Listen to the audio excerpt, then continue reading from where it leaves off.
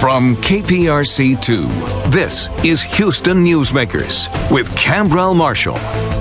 Good morning. Happy Juneteenth. This is the first full year after President Biden signed a bill last June making Juneteenth a federal holiday. You'll notice the woman in the right in pink in this picture. That's Congresswoman Sheila Jackson Lee, who was out front in the efforts to get this day and this bill signed into law. Congresswoman Jackson Lee joins me this morning via Zoom.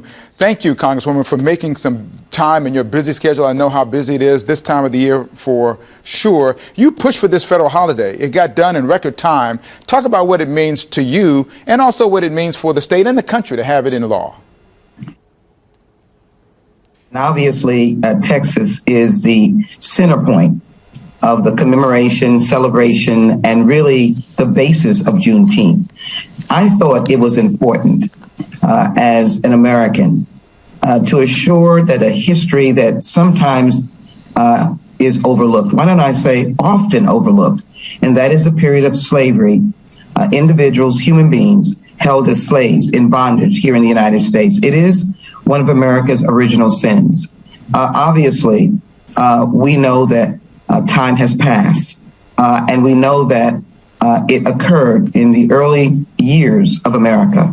But what should be known is that even as the Constitution was written, slaves were not considered a whole person.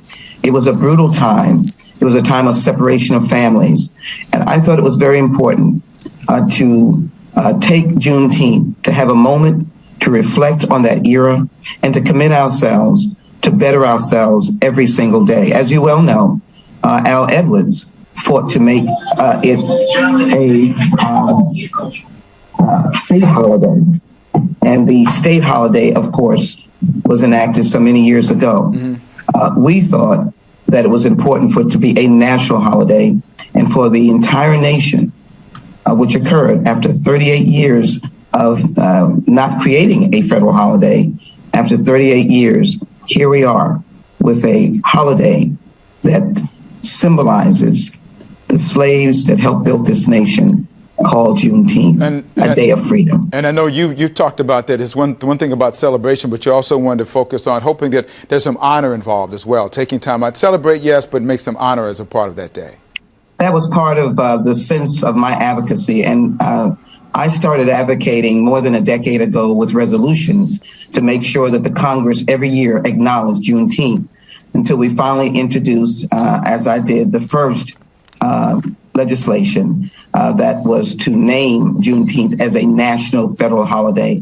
It was an enormous seismic change and move in a different direction that no one expected, but we were ready to move on it. And the idea of that was to take a moment on Juneteenth. This year it is on Sunday, but whatever day it is, and to have a moment of prayer.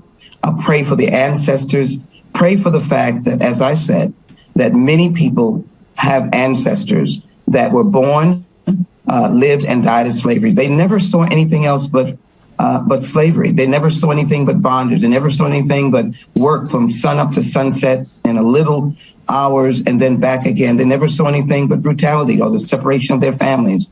We can take this and make this a positive in terms of recognizing them, but looking at where we have to go, but also where we have been and how far we have come. It can be a day for all of us. It should be a day for America. And so we'll be doing that at the Antioch Baptist Church on June 19th, Sunday at 10:30. We welcome the community. This is a community-wide prayer service and church service for the ancestors in the historic church founded by freed slaves in 1866, 1 year after the Emancipation Proclamation in Texas in 1865. And that's what Juneteenth was all about. When General Granger came and made that announcement in 1865 on the shores of Galveston, 2 years after the Emancipation Proclamation of 1863. We want all of you to come and join us at that service on June 19th, Antioch Baptist Church, founded by slaves in 1866. At 10:30 a.m. It is going to be a service that you will not forget. Storytelling, prayers, wonderful persons with music, and a blessing for that day. Amen to that. It's going to be a good prayer for sure. I noted that while 14 Republicans in the House voted against the bill to make it a federal holiday, including 2 from Texas. It was a rare unanimous vote in the Senate. I have Senator John Cornyn, who talked about the timing of that bill. I just had the sense that we needed a greater appreciation of our nation's history, what President Biden called the original sin of slavery, and I agree with him. We weren't living up to our own commitment to equal justice under the law from the very beginning. So that was Senator Cornyn, bipartisan efforts with you. Same thing with the Emancipation Trail project you're working on together. And also, I want to transition here because we have about 4 minutes left.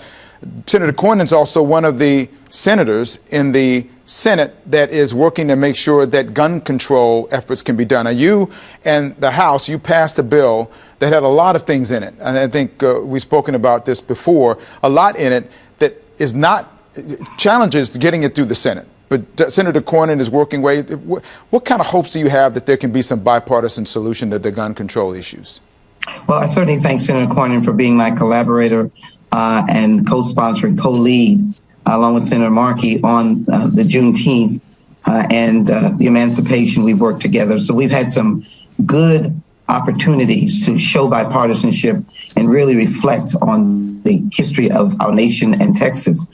Now we have the challenge and the task to be able to come together to solve the carnage that is killing our children.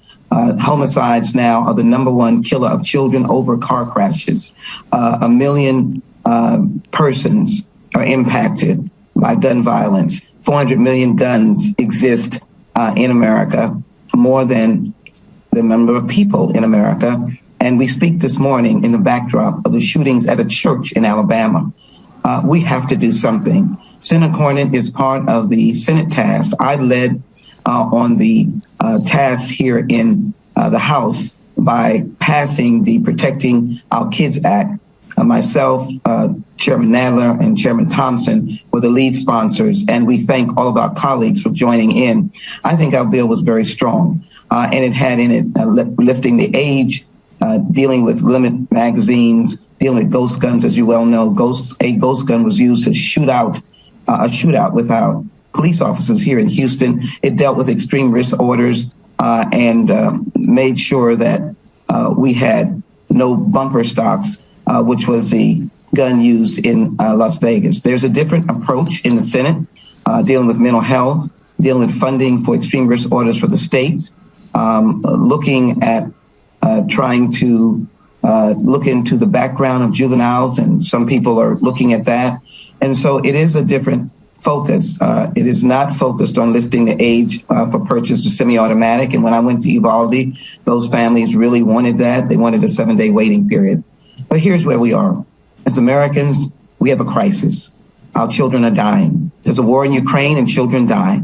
We have a war in America where children are dying with guns. And as Americans, we have to stand up for our children and our families. I'm prepared to look at what the Senate proposes. I'm still advocating for parts of our bill, such as storage devices to be sold at point of sale and at manufacturing. I don't think that's a big ask. I introduced the Kimberly Vaughn bill, which was named after Kimberly Vaughn, who died in Santa Fe. It really touches home. It touches Houston.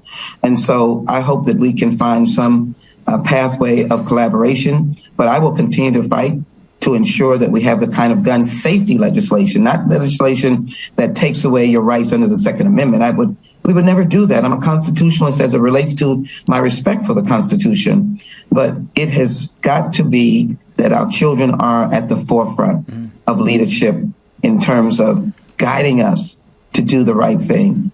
How can we watch more carnage occur in this nation? Well, I hope that everything works the way that you hope it will. I thank you for being here this morning. Also, thank you for being willing to stick around for a couple more minutes for Houston Newsmakers. Actually, I got a couple more things I want to ask you. You got a couple of minutes for me, right? Absolutely. Thank you. I love being with Houstonians, and you're with Houstonians. Amen. Amen. Thank you so much. We'll be back in just a minute on Houston Newsmakers.